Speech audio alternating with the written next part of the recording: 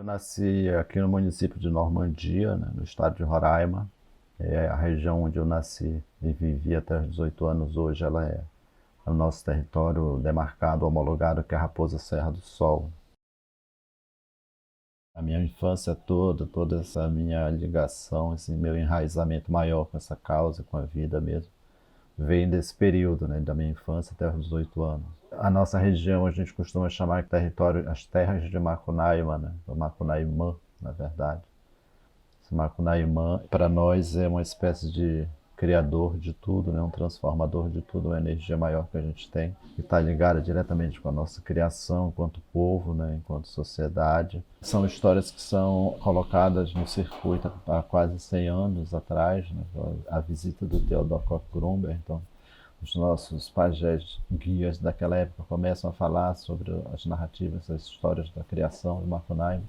E esse material é colocado no livro e depois é levado para a arte moderna pelo meio da literatura do Mário de Andrade como Macunaíma, o herói sem nenhum caráter, né? Então é um livro aí que tem um clássico da literatura e que vem colocando em questão essa ideia do brasileiro ter a sua formação de caráter baseada nos povos originários, por isso são pessoas sem futuro, né, com preguiça e todos os sentimentos que não são nada nobres, né? Então são questões assim que a gente está trazendo para dentro da literatura como um caminho mesmo aberto antes por esse ancestral e fazendo essas reivindicações do tempo presente.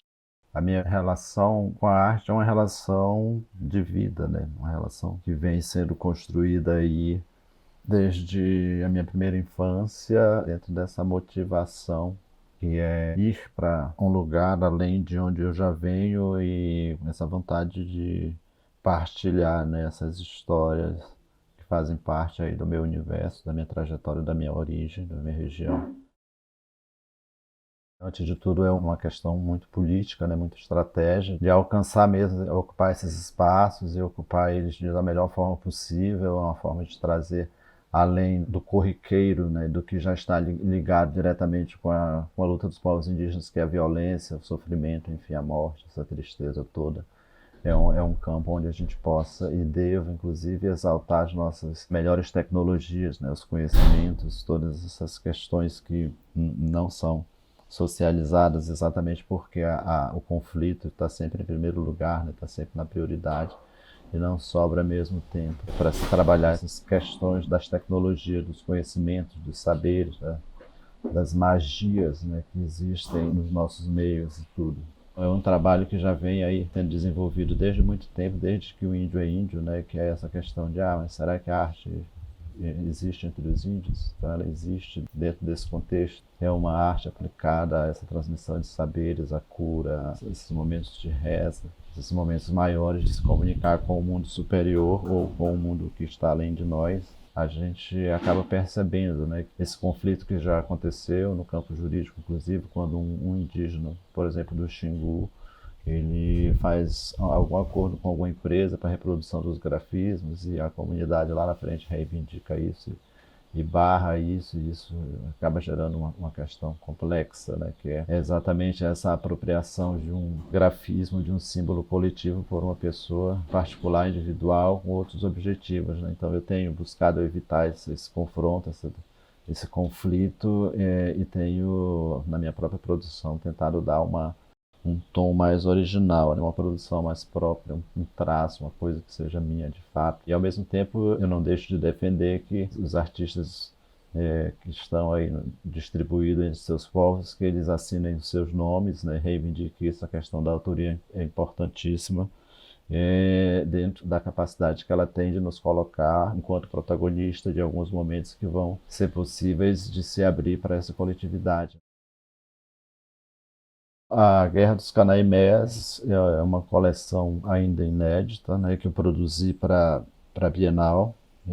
São 11 telas de tamanho 1,10 por 1,45, né? São 11 painéis. Incorporei a ela uma figura de um canaimé que eu pintei em 2011, que é do início da minha trajetória, então são 12 peças. E ela vem trazendo esse tema, a Guerra dos Canaimés. Os canaimés são, para nós povos aqui do entorno do Monte Roraima, o canaimé é uma espécie de entidade, um espírito, né, que trabalha aí nesse intermundo, né. Basicamente são pessoas, né, pessoas da comunidade que começam a desenvolver, começam a conhecer rezas, orações de poder e plantas e rituais, enfim, fazendo essa associação de pedir, de chamar, de clamar, convocar, enfim, invocar as forças da natureza, das plantas para poder fazer pactos. E, enfim, o Canaimé é um fruto disso. No final das contas, o Canaimé é um ser que mata outras pessoas, né, e mata severamente. O Canaimé até hoje é uma figura muito temida.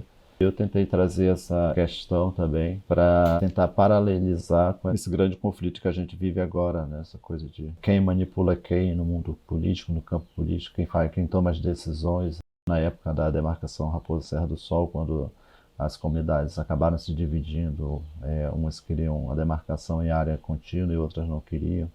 E os canaimés também se posicionaram nessa ocasião, né? Então, os que estavam pró-movimento tinham seus canaimés, e os que estavam contra tinham os seus, e eles também, num outro campo de batalha, duelavam também para defender os interesses dos seus representantes. A Mogopandoni é uma exposição que a gente fez na comunidade de Maturuca, né, que é uma das comunidades mais importantes de toda a região, da região das Serras, que é uma região de bastante resistência mesmo.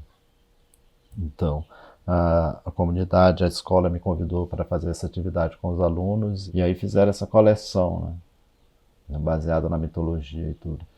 Então eu estava trabalhando essa coisa de como desconstruir um pouco esse olhar já bastante concreto das crianças que estão na escola por meio da arte, né, usando como base mesmo essa universalidade da mitologia do Macunaíma, né? Então, e aí eles produziram lá durante uma semana, e aí no final eu fui ver e tinha muita paisagem, né, muita reprodução de paisagens, desenhos muito comportadinhos e tal.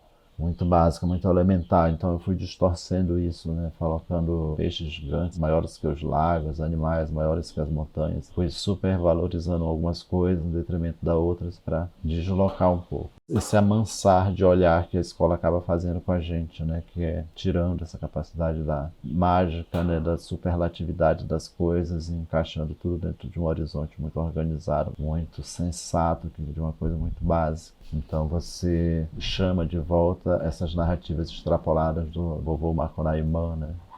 E tenta fazer com que as crianças, os jovens, se sintam bem, né? Experimentando um pouco essa produção fora de linha, fora de série, fora de limites.